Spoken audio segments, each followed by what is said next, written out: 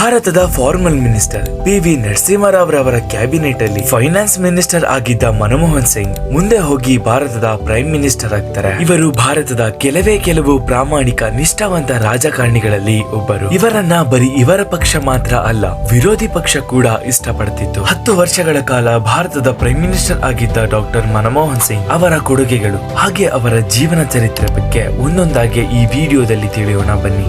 ಸ್ನೇಹಿತರೆ, ವಿಡಿಯೋ ಶುರು ಮಾಡೋದಕ್ಕೂ ಮೊದಲು ನೀವು ಈ ಚಾನೆಲ್ಗೆ ಮೊದಲನೇ ಬಾರಿ ಬರ್ತಿದ್ರೆ ಚಾನೆಲ್ ನ ಸಬ್ಸ್ಕ್ರೈಬ್ ಮಾಡಿ, ಹಾಗೆ ಈ ವಿಡಿಯೋನ ಪೂರ್ತಿ ನೋಡಿ ಕಮೆಂಟ್, ಲೈಕ್, ಶೇರ್ ಮಾಡೋದನ್ನ ಮರಿಬೇಡಿ.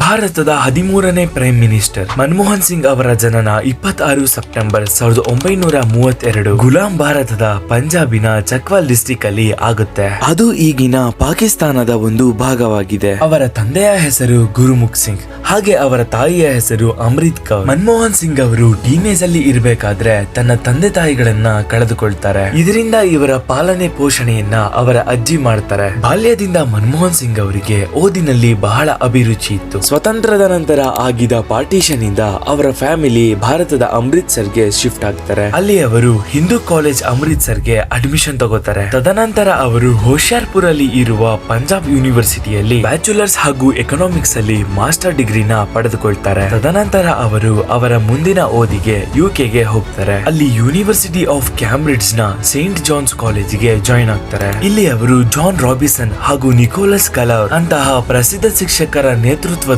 ಅವರ ಓದನ್ನ ಮುಗಿಸಿಕೊಳ್ತಾರೆ. ಹಾಗೂ ಯೂನಿವರ್ಸಿಟಿ ಆಫ್ ಆಕ್ಸ್ಫರ್ಡ್ ಅಲ್ಲಿ ಡಾಕ್ಟರೇಟ್ ಆಫ್ ಫಿಲಾಸಫಿ ಕೂಡ ಮಾಡ್ತಾರೆ. ಅವರ ಪೂರ್ತಿ ಶಿಕ್ಷಣ ಮುಗಿದ ಮೇಲೆ ಮನಮೋಹನ್ ಸಿಂಗ್ ಮತ್ತೆ ಭಾರತಕ್ಕೆ ಬರ್ತಾರೆ. ಹಾಗೆ ಇಲ್ಲಿ ಬಂದ ಮೇಲೆ ಪಂಜಾಬ್ ಯೂನಿವರ್ಸಿಟಿಯ ಸೀನಿಯರ್ ಲೆಕ್ಚರರ್ ಆಗ್ತಾರೆ. ಹೀಗೆ ಅವರು 2 ವರ್ಷಗಳ ಕಾಲ ಅಲ್ಲೇ ಲೆಕ್ಚರರ್ ಆಗಿ ಕೆಲಸ ಮಾಡ್ತಾರೆ. 1963ರಲ್ಲಿ ಪ್ರೊಫೆಸರ್ ಆಗಿ ಕೆಲಸ ಮಾಡ್ತಾರೆ. 2 ವರ್ಷಗಳ ನಂತರ ಮನಮೋಹನ್ ಸಿಂಗ್ ಅವರು United Nations conference trade and development ಗೆ ಕೆಲಸ ಮಾಡಲು ಮುಂದಾಗ್ತಾರೆ. ಇದು ವರ್ಲ್ಡ್ ಟ್ರೇಡ್ ನ ಆರ್ಗನೈಸ್ ಮಾಡೋ ಕೆಲಸನ ಮಾಡುತ್ತೆ. ಮನಮೋಹನ್ ಸಿಂಗ್ ಅವರು 3 ವರ್ಷಗಳ ಕಾಲ ಅಲ್ಲೇ ಕೆಲಸನ ಮಾಡ್ತಾರೆ. ಭಾರತಕ್ಕೆ ಅವರು ಹಿಂತಿರುಗಿದಾಗ ಅವರನ್ನ ಮಿನಿಸ್ಟ್ರಿ ಆಫ್ ಫಾರಿನ್ ಟ್ರೇಡ್ ಆಗಿ ಅಪಾಯಿಂಟ್ ಮಾಡ್ತಾರೆ. 1972ರಲ್ಲಿ ಅವರಿಗೆ ಮಿನಿಸ್ಟ್ರಿ ಆಫ್ ಫೈನಾನ್ಸ್ ನ ಚೀಫ್ ಎಕ್ಸಿಕ್ಯೂಟಿವ್ ಅಡ್ವೈಸರ್ ಆಗಿ ಅಪಾಯಿಂಟ್ ಮಾಡ್ತಾರೆ. ಇದಾದ ಕೆಲವೇ ಕಾಲದಲ್ಲಿ ಅವರ ಬುದ್ಧಿವಂತಿಕೆಯಿಂದ 1982ರಲ್ಲಿ ಅವರಿಗೆ RBI ರಿಸರ್ವ್ ಬ್ಯಾಂಕ್ ಆಫ್ ಇಂಡಿಯಾದ ಗವರ್ನರ್ ಮಾಡ್ತಾರೆ. ಇದು ಅವರ ಜೀವನದಲ್ಲೇ ಒಂದು ದೊಡ್ಡ ಟರ್ನಿಂಗ್ ಪಾಯಿಂಟ್ ಆಗಿತ್ತು. ಸುಮಾರು 2 ವರ್ಷಗಳ ಕಾಲ ಅಲ್ಲಿ ಕೆಲಸ ಮಾಡಿದ ನಂತರ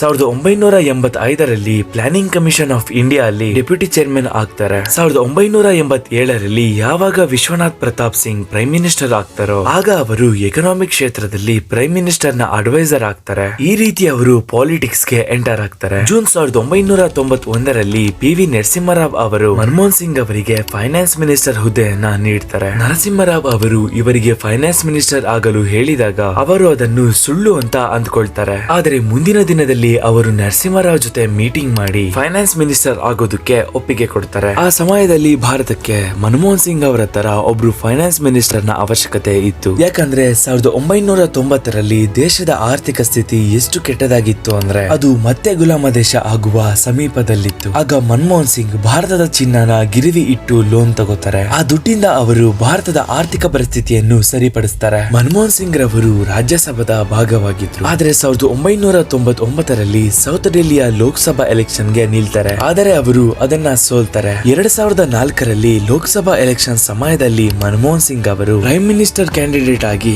ನಿಯುಕ್ತರಾಗ್ತಾರೆ. ಅಂದು ಅವರು ಲೋಕಸಭಾ ಎಲೆಕ್ಷನ್ ಅಲ್ಲಿ ಯಾವುದೇ ಸೀಟ್ ಗೆಲ್ಲೋದಿಲ್ಲ. 22 ಮೇ 2004ರಲ್ಲಿ ಮನಮೋಹನ್ ಸಿಂಗ್ ಅವರು ಭಾರತದ ಪ್ರೈಮ್ ಮಿನಿಸ್ಟರ್ ಆಗಿ ಶಪಥ ತಗೊಳ್ತಾರೆ. ಅವರು ಹುದ್ದೆಯಲ್ಲಿ ಬಂದಾಗ ಮೊದಲು ಆರೋಗ್ಯದ ಮೇಲೆ ಕೆಲಸ ಶುರು ಮಾಡ್ತಾರೆ. 2005ರಲ್ಲಿ ನ್ಯಾಷನಲ್ ರೂರಲ್ ಹೆಲ್ತ್ ಮಿಷನ್ ನ ಲಾಂಚ್ ಮಾಡ್ತಾರೆ. 2006ರಲ್ಲಿ ಅವರು 8 IITಗಳ ನಿರ್ಮಾಣ ಮಾಡ್ತಾರೆ ಹಾಗೂ ಮನ್ರೇಗಾ ಕೂಡ ಲಾಂಚ್ ಮಾಡ್ತಾರೆ. ಇದರಿಂದ ಅವರು ಒಂದು ಕುಟುಂಬದಲ್ಲಿ ಯಾರಾದರೂ ಕೆಲಸನ ಮಾಡ್ಲೇಬೇಕು ಹಾಗೂ ಅವರಿಗೆ ಕೆಲಸ ಕೊಡಿಸುವ ಕೆಲಸನ ಮಾಡ್ತಿತ್ತು. 2009ರಲ್ಲಿ ಅವರು ಅಟಲ್ ಬಿಹಾರಿ ವಾಜಪೇಯಿ ಅವರು ನಿರ್ಮಾಣ ಮಾಡಿದ ಫ್ರೀ ಅಂಡ್ ಕಂಪಲ್ಸರಿ ಎಜುಕೇಶನ್ ನ ಇವರು ಇಂಪ್ಲಿಮೆಂಟ್ ಮಾಡ್ತಾರೆ ಹಾಗೂ ಹಲವಾರು ಆಕ್ಟ್ಸ್ ಮತ್ತು ರಿಫಾರ್ಮ್ಸ್ ನ ತರ್ತಾರೆ. ಆದ್ರೆ 2014ರಲ್ಲಿ ನಡೆದ ಲೋಕಸಭಾ ಎಲೆಕ್ಷನ್ ಅಲ್ಲಿ ಕಾಂಗ್ರೆಸ್ ಪಾರ್ಟಿ ಸೋಲನ್ನ ಕಂಡುಕೊಳ್ಳುತ್ತೆ. ಇದರ ನಂತರ ಮನಮೋಹನ್ ಸಿಂಗ್ ಅವರು ಪೊಲಿಟಿಕಲಿ ಇನ್ಆಕ್ಟಿವ್ ಆಗ್ಬಿಡ್ತಾರೆ. ಹಾಗೆ ಇವರನ್ನ ಹಲವು ಪ್ರಶಸ್ತಿಗಳಿಂದ ಸನ್ಮಾನ ಮಾಡ್ತಾರೆ. ಅದರಲ್ಲಿ ಪದ್ಮ ವಿಭೂಷಣ್, ಸೌದಿಯ ಆರ್ಡರ್ ಆಫ್ ಕಿಂಗ್, ಜಪಾನ್ ನ ಆರ್ಡರ್ ಆಫ್ ಪಾಲಿಮೋನಿ ಫ್ಲವರ್ಸ್